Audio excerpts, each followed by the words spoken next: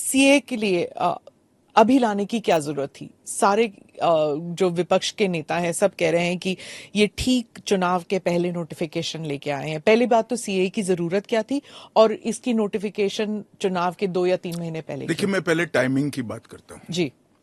सारे विपक्षी दल, ओवैसी हो, राहुल गांधी जी हो, या अरविंद केजरीवाल हो, या ममता जी हो, ये झूठ की राजनीति कर रहे हैं। इसलिए टाइमिंग का महत्व नहीं है।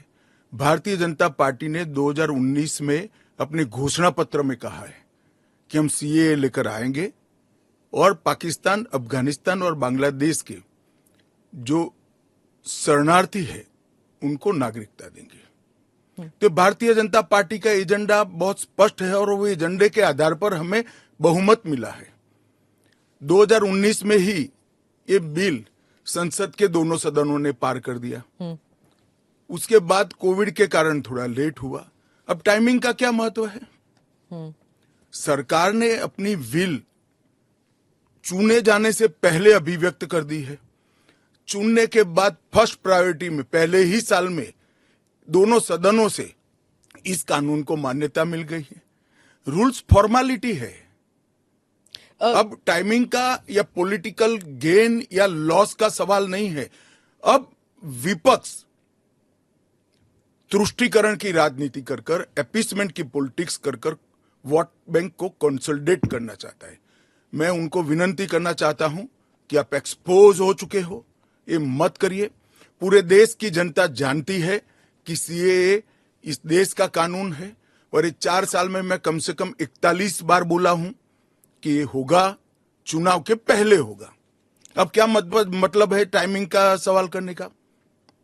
तो इतने साल तो हुआ नहीं ना, 2019 के बाद अब हुआ है। स्मिता जी, मुझे एक बात बताइए, wheel of legislator, wheel of government bill से प्रकट होता है या रूल से प्रकट होता है? ऑब्वियसली बिल से।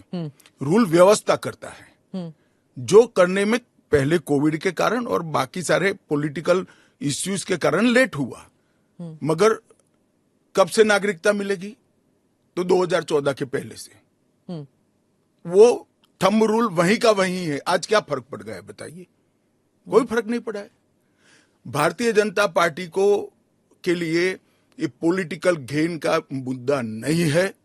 भारतीय जनता पार्टी के लिए, हमारे नेता नरेंद्र मोदी जी के लिए, अफगानिस्तान, पाकिस्तान और बांग्लादेश से आए हुए करोड़ों शरणार्थियों को उनका अधिकार देने का मुद्दा है, उनकी वेदना से मुक्ति दिलाने का मुद्दा है, और उनकी 3 पीढ़ी को न्याय देने का मुद्दा है, जो कांग्रेस पार्टी ने कभी नहीं दिया। आप कह रहे हैं करोड़ों लोग यहाँ आएंगे, लेकिन ये पॉलिटिकल नहीं है, मतलब आपको कोई पॉलिटिकल फायदा नहीं होगा। लेकिन जो विपक्ष है वो कहती है कि आप एक नया वोट बैंक बना रहे हैं, बीजेपी एक नया वोट बैंक बना रही है अपने लिए। देखिए, विपक्ष को और कोई काम नहीं। उन्होंने तो सर्जिकल स्ट्राइक और एयर स्ट्राइक को भी बताया कि आपका पॉलिटिकल फायदा है, तो क्या हम टेररिज्म पर कदम न उठाए? इन्होंने 370 को भी बताया कि ये आपके पॉलिटिकल फायदे के लिए कर रहे हैं। हम 1950 से कह रहे हैं कि हम 370 को हटाएंगे। उनका हिस्ट्री है, जो बोलते हैं वो करते नहीं है। मोदी जी का हिस्ट्री है, जो भारतीय जनता पार्टी ने कहा है, नरेंद्र मोदी ने कहा है, वो पत्थर की लकीर है। मोदी की हर गारंटी पूरी होनी है। 2019 में आपने एएनआई को इंटरव्यू में कहा था कि जो हिंसा हुई थी उस वक्त, सीए के कारण जो हिंसा हुई थी उस वक्त आपने कहा था एक डिसइंफॉर्मेशन कैंपेन है, और वो आप दूर नहीं कर पाए उस डिसइंफॉर्मेशन को, मिस इन्फॉर्मेशन, डिसइंफॉर्मेशन, जो भी।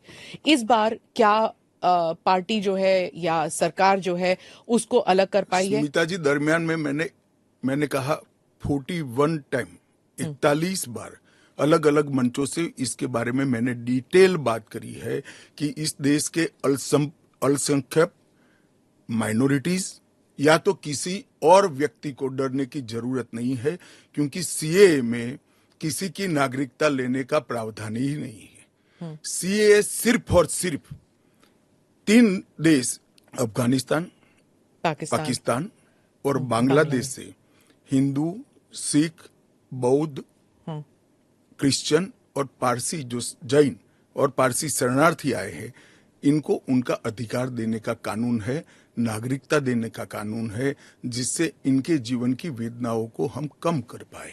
मैं बाकी रिलीजन्स के बारे में बाद में आती हूँ, पहले मुसलमान समुदाय के बारे में बात करते हैं, क्योंकि चाहे ओवैसी साहब हों, चाहे ममता बनर्जी हों, और फिर बहुत से विदेशी मीडिया जो है वो भी कह रही है it's an anti Muslim law, because आप मुसलमानों को नहीं शामिल कर रहे हैं, तो वो क्राइटेरिया ही है कि मुसलमान नहीं होने चाहिए।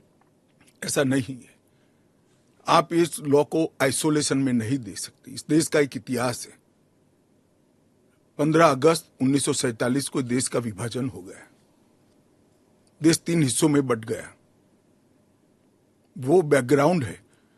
भारतीय जनसंघ, भारतीय जनता पार्टी हमेशा विभाजन का विरोध किया।